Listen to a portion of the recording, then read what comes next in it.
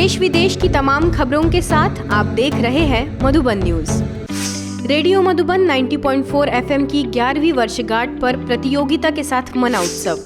मधुबन रो आयो जन्मदिन बधाई थे सगलाने ओ मारा रेडियो रो आयो जन्मदिन बधाई थे सगलाने बधाई थे सगलाने बधाई थे सगलाने। ये मारवाड़ी गीत रेडियो मधुबन की बीके उषा ने गाया और गीत पर तबले की तान बीके विवेक ने दी। इस गीत ने कार्यक्रम में सभी का दिल जीत लिया। दरअसल ये कार्यक्रम ब्रह्मा कुमारीज के community radio station radio Madhuban 90.4 FM का था। रेडियो मधुबन ने आबू रोड के हर गांव और लोगों तक पहुंचकर उनकी आवाज को एक पहचान देने का पूरा प्रयास किया है। लोक कलाओं और उभरती प्रतिभाओं को निखारने का एक बहुत ही खूबसूरत मंच है ये रेडियो स्टेशन। रेडियो ने अपने 11 साल पूरे होने के अवसर पर संस्था के मनमोहिनी वन में एक कार्यक्रम का आगाज किया, जिसकी थीम रही संगम की सार्थकता। कार्यक्रम में मुख्य अतिथि के रूप में गनका गांव की सरपंच ललिता देवी भी मौजूद रही। उन्होंने रेडियो मधुबन से जुड़कर उनके जीवन में जो भी परिवर्तन आए उसके बारे में अपना अनुभव साझा किया। संगीत तो एक ऐसा जरिया है कि संगीत सुनते रहते हैं तो बहुत खुशी होती है, क्योंकि मुझे भी संगीत का बहुत शौक है। बहुत सुनती हूँ मैं रेडियो एफएम, पुराने गाने सुनती हूँ। स्टेशन हेड यशवंत पाटिल ने कहा कि रेडियो के उत्थान से लेकर अब तक की सफलता का पूरा श्रेय सर्वशक्तिवान परमपिता परमात्मा को जाता है। कार्यक्रम में उपस्थित वरिष्ठ राजयोग शिक्षिका बीके गीता ने रेडियो टीम और कम्युनिटी को 11वीं वर्षगांठ की मुबारक दी और कहा कि रेडियो मधुबन जन समुदाय की आवाज है। तो रेडियो एक ऐसा माध्यम है जो आप चलते चलते भी इसको सुन सकते हैं। टीवी के लिए तो मीडिया के लिए तो आपको बैठना पड़ता है काम धंधा छोड़ के, लेकिन एक रेडियो तो जैसे दिल यार्डे कर कार्डे, माना दिल से अपना। जानकी दादी ने जब उद्घाटन किया था रेडियो का तो बोला था दिल यार्डे कर कार्डे, माना आप काम करते रहो और रेडियो सुनते रहो। ये पूरी ही टीम ने आबू रोड और उसके आसपास के गांव, और मैंने देखा कि ये जो रेडियो है कहाँ कहाँ तक पहुँच रहा है। तो इनकी इस सेवा से स्थानीय लोगों को भी बहुत फायदा हुआ है। इस दौरान वॉइस ऑफ अरावली प्रतियोगिता का फाइनल राउंड भी हुआ। कार्यक्रम का पूरा संचालन आरजे मोना ने किया। इस कार्यक्रम में स्थानीय बच्चों ने गाना गाया, डांस किया और सबका मनोरंजन भी किया।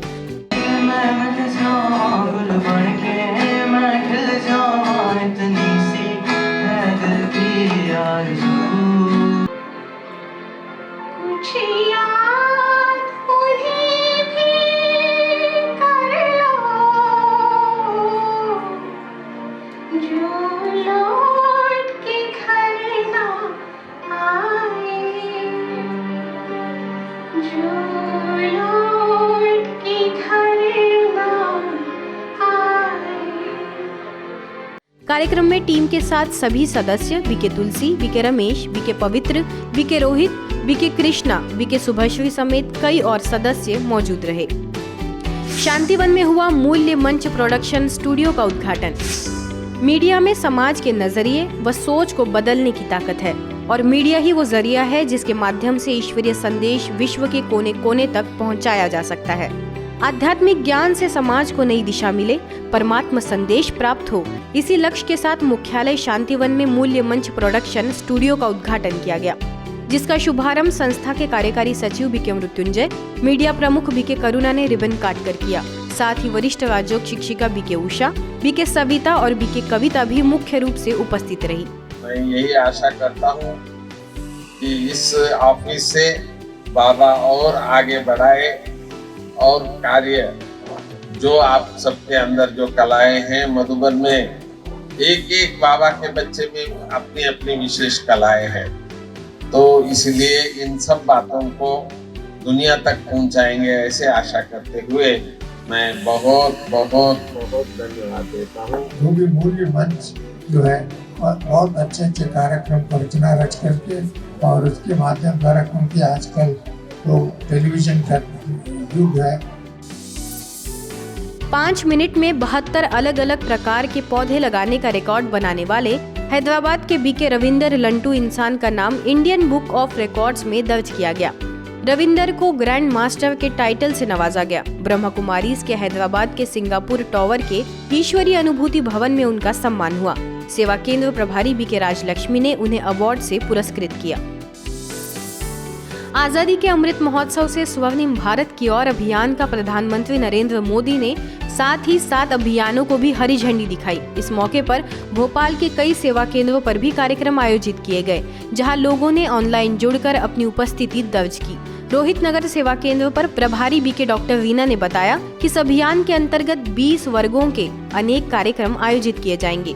फॉरेस्ट के अनुविभागीय अधिकारी एस.के. खरे मुख्य रूप से उपस्थित रहे। यह एक शुद्ध वैचारिक और पूरे भारत व सृष्टि को स्वर्ग बनाने का कार्यक्रम है। यदि हमने इसे आत्मसात कर लिया तो निश्चित रूप से भारत को स्वर्ग बनने से कोई नहीं रोक सकता है। ये कहना था पंचायत एवं ग्राम विकास मंत्री गोपाल भार्गव का। सागर सेवा केंद्र छुल्लागढ़ कोटा में आयोजित कार्यक्रम को संबोधित कर रहे थे।